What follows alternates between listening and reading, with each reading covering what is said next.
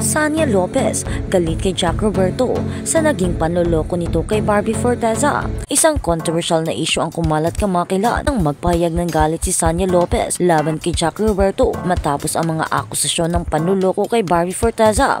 Ayon sa mga ulat, hindi na napigilan ni Sanya ang kanyang damdamin nang mapag-alaman ang mga balitang may kinalaman si Jack Roberto sa isang relasyon na labis na ikinasama ng loob ni Barbie, isang dating kasamahan at kaibigan niya sa industriya. Ang salaysay ng issue ay nagsimula nang kumalat ang mga balita tungkol sa isang videotape na nagpakita ng mga intimate na sandali ni Jack at ng kanyang bagong girlfriend na di umano'y nahuli ni Barbie. Ang insidente ay mabilis na naging usap-usapan sa social media at nagbigay daan sa mga reaksyon mula sa iba't ibang mga celebrities, kabilang na si Sanya Lopez. Ayon sa mga malalapit na kaibigan ni Sanya, labis na naapektuhan ang aktres na nangyaring ito. Itinuturing kasi niyang mahalagang pagkakaibigan nila ni Barbie, at nang marinig ang balitang panloloko ni Jack kay Barbie, nagdesisyon siyang maglabas ng kanyang saloobin. Sa isang interview, hindi na napigilan ni Sanya ang magbigay ng komento tungkol sa sitwasyon.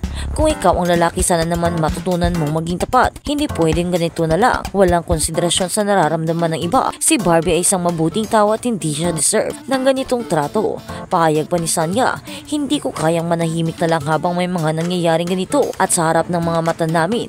Dagdag pa niya, ang mga pahayag na ito ni Sanya ay nagdulot ng ingay sa social media at maraming fans ang nagbigay ng kanilang suporta sa aktres. Ang ilan ay nagkomento ng suporta kay Sanya at sinasabing tama lang na magsalita siya laban sa anumang panluloko o anyo ng panluloko, lalo na hindi lamang ito tungkol kay Barbie kundi pati na rin sa iba pang mga kababaihan na maaaring makaranas ng katulad na sitwasyon. Sa kabilang banda, hindi pa rin tumutugon si Jack Roberto sa mga paratang at reaksyon mula kay Sanya. Nananatili siyang tahimik at hindi nagbibigay ng komento hinggil sa isyong ito.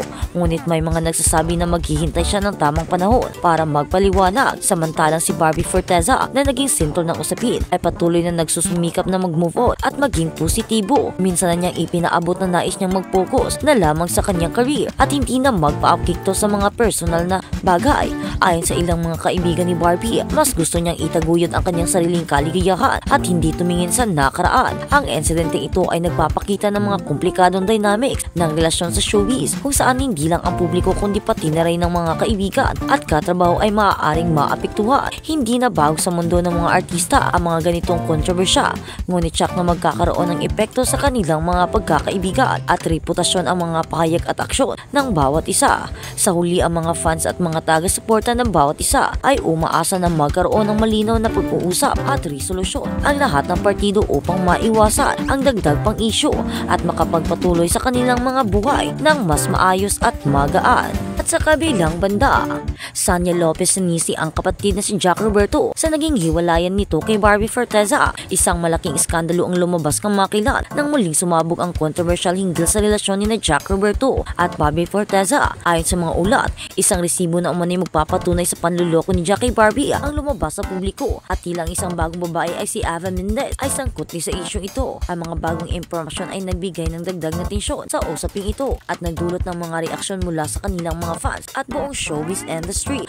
Ayon sa mga source, ang resibo na tinutukoy ay isang serye ng mga mensahe, video at mga larawan na kumalat sa social media na nagpapakita ng hindi kanais-nais na pakikipag-ugnayan ni Jack kay Ava, isang model at aspiring actress na itinuturing na isa sa mga bagong kabuntot ni Jack sa mga social events. Isang screenshot ng kanilang private missions ay ilang mga larawan na umanay kuha sa mga intimate moments nilang kumakalat sa internet. At ayon sa mga netizens, ito ay nagbigay linaw kung bakit nagkaroon ng malalim na tensyon sa relasyon ni na Jack at Barbie. Isa sa mga lumabas na mga mensahe ay naglalaman ng mga pagbati at pagpapahayag ni Jack ng kanyang mga nararamdaman kay Ava. Minsan lang ako makatagpo ng tulad mo, Ava. Sana matutunan nating explore pa ang relasyon natin, ani pa ni Jack sa isang text message na kumakalat sa social media. Ang mga mensaheng ito na nakita ng marami ay labis na ikinagulat ni Barbie na noong mga panahong iyon ay pinapalakas pa ang kanilang relasyon. Samantala, maraming mga fans at followers ni Barbie ang nagalit kay Jack dahil sa mga lumabas na ebidensya. Hindi rin ligtas si Ava Mendez sa mga parata.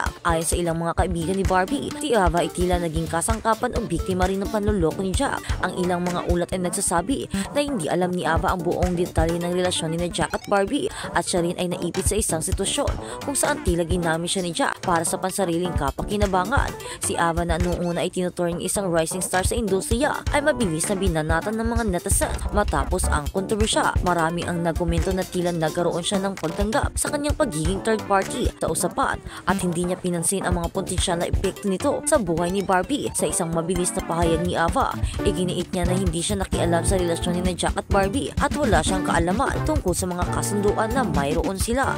At habang sa kabilang balita naman, si Catherine Bernardo ay nagsulat ng nakakabagabag damdaming mensahe ng kaarawan para sa ina na si Min Bernardo, Topsy. Nagsulat si Catherine Bernardo sa social media ng isang nakakaantig na mensahe para sa kanyang ina na si Min Bernardo habang ipinagdiriwang ng huli ang kanyang kaarawan. Sabi nila, hindi mo ba mapipili ang pamilya mo? Kung nagkaroon ako ng pagkakataon, pipiliin pa rin kita na maging nanay ko. Paulit-ulit, she wrote on her Instagram page. Dagdag pa ng kapamilya star, maaaring hindi perfecto ang relasyon namin. Maraming away at hindi pagkakaunuan, but it's the perfect moments that made us stronger. They made me love you even more.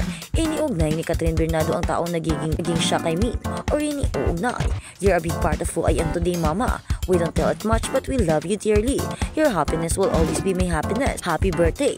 Love your bunso na most kulit at nakaka-stress. Isinulat niya. Sa kanyang Instagram post, ibinahagi ni Catherine ang mga throwback snapshot ng kanyang sarili at ng kanyang ina, kabilang ang kanyang pagtatapos sa paaralan, mga sandali ng pamilya at mga milestone sa kanyang karera sa entertainment. Mabilis ding nag-extend ng birthday wishes para kay Min ang mga kaibigan ni Catherine Bernardo sa online. Such heartwarming words any mom would love to hear. Happy birthday, Min. Komento naman ni Arlene Mula. Oh, you're the sweetest Bernardo cat. Happy birthday to one super mom tita Min. Valerie Concepcion wrote, noong November 2024, nasaksihan ni Min ang isang bagong milestone sa buhay ni Catherine nang tumanggap ang actress ng award sa US, kasabay ng blockbuster US ng Hello Love Again. Sobrang proud ako at ng buong pamilya natin sa lahat ng blessings na natanggap mo at ng buong Hello Love Again, anak. Simula pa ni Min sa social media. Dagdag pa niya, congratulations for receiving the Snow Leopard Rising Star Award at the 10th Asian World Film Festival Love You. Noong April 2024, nagdiwang ang pamilya ni Catherine ng isa pang milestone sa pagkumpleto ng kanilang bagong tahanan. Nag-host sila ng housewarming party na dinaluhan ng mga kaibigan at pamilya. Minarkahan ni Catherine Bernardo ang Kapaskuhan sa pamamagitan ng pagtrato sa kanyang kupunan sa isang paglalakbay sa Bangkok, Thailand. Ibinahagi ng stylist ni Katrina si Bopiap ang mga snapshot ng kanilang trip sa social media. Grateful and great friends that are family. Ibinahagi rin ni Katrina ang snapshot ng kanyang Bangkok trip sa kanyang Instagram page. And the Tom Yum series continues, she wrote. First ni Katrina sa blockbuster success ng movie nilang Alden Richards Hello Love Again. Ang pelikula ay kumita ng mahigit 1 billion pesos sa pandaigdigang takilya. Thank you sa lahat na sumusuporta sa movie namin, lahat ng mga kababayan. Thank you for making this happen. Thank you very much, she added. Sungkit din na actress ang Snow Leopard Rising Star Award Asian Film Festival noong November. Napaka-surreal na pakiramdam na nakatayo na parangal na ito. Nagsimula ako sa edad na 6 at paglipas ng mga taon ay maswerte akong nabigay buhay sa iba't ibang karakter. Ang bawat isa ay nagbibigay sa akin ng bago, hindi lang bilang artista kundi bilang isang tao.